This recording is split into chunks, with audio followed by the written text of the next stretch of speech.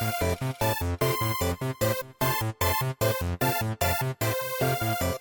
guys, this is Crow. I am back.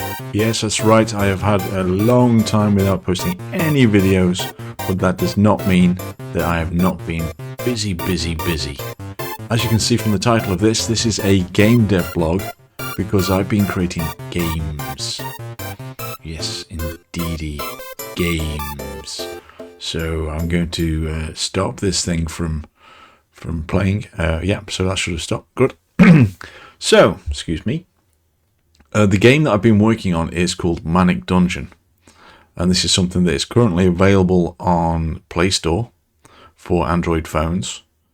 I also have it playable on the PC, which I'm going to show you in just a minute. And it's based on an old Spectrum game that I used to play called Journey's End. Journey's End was a game of several parts. The first part was a dungeon crawler.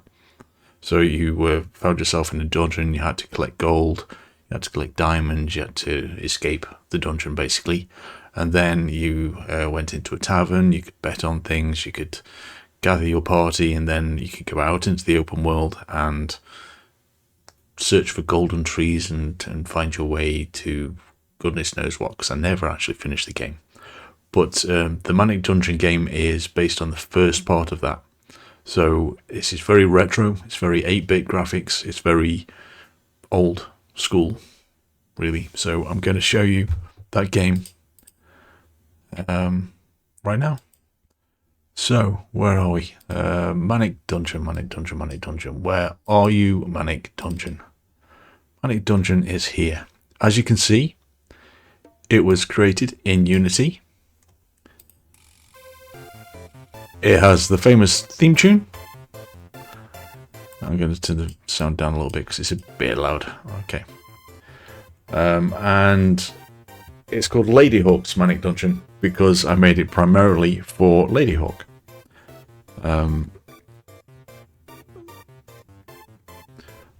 So if I hit select, I can select players. This is actually not the version that's in the Play Store, because this is something new that I'm working on. But we've got myself. Oops, they've got Ladyhawk, and we've got Model. So those are our 3 moderators from the Minecraft days. Leandro is one of our playtesters, one of my playtesters. So he's tested this a lot. So I've included him on here. And then I'm working on some new characters to include including the famous Mace Windu, or Mace Windy in this case, who is a Star Wars character. So let's play as me for a minute, and I'll show you the game. So you start off, you're randomly in a dungeon, and you have to try and escape. Basically, you try and collect as much gold as you can, so you can move around the dungeon, revealing the dungeon as you move. These chests contain gold. The ghosts will try and catch you. They will try and hit you and try and reduce your health down to 0. You can see here, there's the exit door. There's another chest behind there. I'm going to grab that and get past before the... Yes, there we go. Ooh. If I do get hit by a ghost, like this, then I can pick up a ham and get my health back, or some of it. And then I leave through the door. And that takes me to a brand new, randomly generated dungeon. So we've got lizards, we've got skeletons, we've got ghosts, I've got food, there's little cracks that are just there for decoration. We've got these potion bottles, so that one's just water. We've got some more food, I don't need that because I'm at full health. We've got some scrolls. Uh-oh, that was a bad effect. It means it's getting darker, it means I can't see as far when I'm walking through the dungeon. So I can see my block and one block besides. So I have to be careful with this. There we go, there's still some more food and things. More of that. Uh-oh, getting darker in here. That is really bad because look, I can't see what block I'm next to until I walk on it. You can see the edges of the walls, so I can tell that there is a block below me. But this is a dead end. So I need to now try and find the exit. When I do find the exit, I will get my vision back. The vision effects only last for this one particular level. So I'm hoping I find another scroll, which gives me some vision. if I can't move there, then that means there's a monster. So there's a skeleton in there and a lizard. Finding chests. I don't know what I'm going to find until I walk on there. So it could be that I find... Oh god, that's a dead end. So there's nothing else for the south. Let's go to the top of the screen. My legs feel stronger so I can walk fast, but I don't know where I'm going. That's a dead end. Oh, there was the door. Right, so my vision is restored. So I'm on a third level. Found some water, gained some health, and I'm looking around. So yeah, this is the game. If I get to level 5, I might... Oh my goodness, I'm getting lots of bad effects here. There we go, vision improving. It's not just bad effects. Ah, and the map. The map is very useful because you can see here, there's my little character. You can see me moving around. And you can see the outline of the map, including these bits, which are hidden. So you can see that if I go down this way, it will take me into the rest of the dungeon. That reveals what is actually there. Uh-oh, skeleton. Poison. Let's try and get to the exit if possible. It's probably going to... Was that the exit? No, it wasn't. There we go. It's normally the furthest part. So we're now on level 5. So from this point onwards, it's possible to escape. So when I find an escape, the door, I can jump through there, and hopefully, yay! I escaped. That's really good. So I've got 117 gold here. My high score was 325, so I've not got the high score. But if I hit main menu, that adds to the banked gold. So the idea is to collect as much gold as you can, and then these top 4 character selections will be unlockables. So this is a dev version of the game. These will be unlocked. I'll show you, in fact, in just a moment. So if I switch over to the coding window, why can I not see it? There we go. So we're on the coding window now, and this is Unity. So you can see this is how I built the dungeon game. So we've got the basic building blocks of the dungeon. We've got 3 scenes. We've got the game scene, the main menu screen, and the gauntlet screen. We're on the main menu screen right now, so that shows you what we can see on the screen. This is a mock-up of a phone. I can change the phones. We've got iPhones up at the top. iPads, iPods, where are we? Let's go for the iPhone X. So you can see the iPhone X. That's what the game would look like on the iPhone X. If I press play, this will go into simulation mode. So you will see that the screen resizes to match. You get the same music. You can select, this is the new version, so this is with the unlocks. So if I had over 1,000 bank gold, I could unlock one of these characters. But I don't, so I'm just going to play with Krowerom. And then this is exactly the same, it's just being played on a phone. And I could use this to move. Just because I forgot to mention it in the other game. So yeah, that's what this thing is for. This thing is for playing on the mobile phone. Because I was playing on the PC, I was able to use WASD or the arrow keys. So I can still do that because I'm on the PC. If you do attach a USB keyboard to your phone, then you will be able to do this too. Or a Bluetooth keyboard, I guess. But yeah, so I can pause the game, I can look at the code that's behind here. You can see I've got player data, so I can see what is within there. So I've got the current health, and I've got the current dungeon level, and the amount of gold. If I look in here, I can see I've got the player, which is this player guy here, and I've got all the scripts that are attached to there. The box colliders, sprite renderers, animators, all sorts of things. So there's lots of scripts in here. Those are the sharp scripts. It's created in C#, and we've got a number of things. So if I look at game manager, for example, you can see this is referring to a game over UI. So when the game finishes in the canvas on the UI, we've got some hidden screens. So this is the game over screen, which is currently disabled.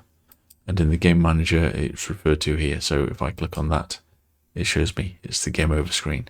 The win screen is this one. The high score screen, pause menu, and the genie menu. So these are all things that pop up on the screen. So if I show you the genie menu, this is what would happen if you drank a potion and it contained a genie. Ready? Genie menu. Genie menu.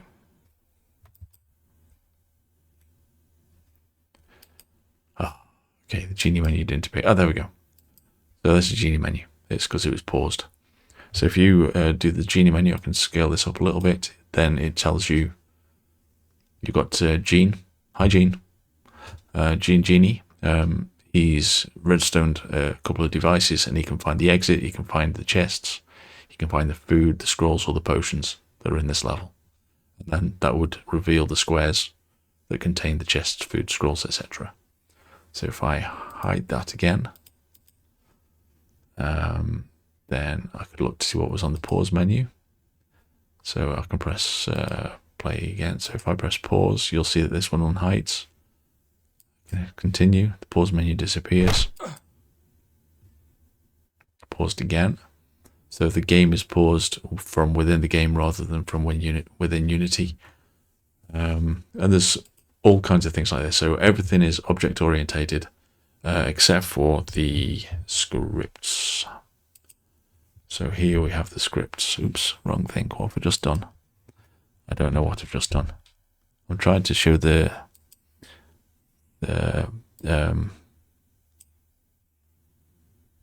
yeah, I'm trying to show that. Where is it? Where's my screen? Come on, screen. Why are you not showing me?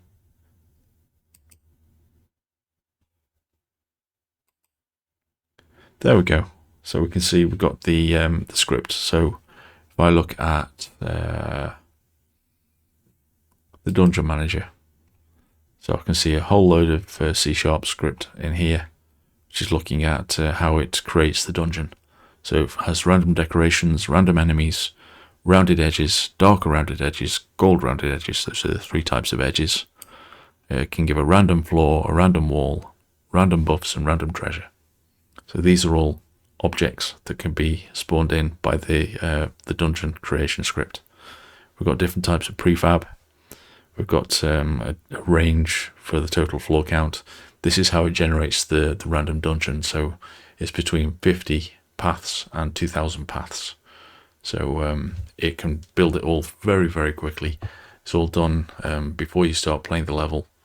And then you've got a range of 0 to 100 for the percentage chance that a decor has, an enemy has, a buff has, or a treasure has to spawn in a particular block. So there's all kinds of coding stuff in here, which I'm not going to go into now. I've had to learn a lot of this. It's similar to a lot of languages, but it is kind of complicated. YouTube videos are the best way to learn. There's a guy called CodeMonkey.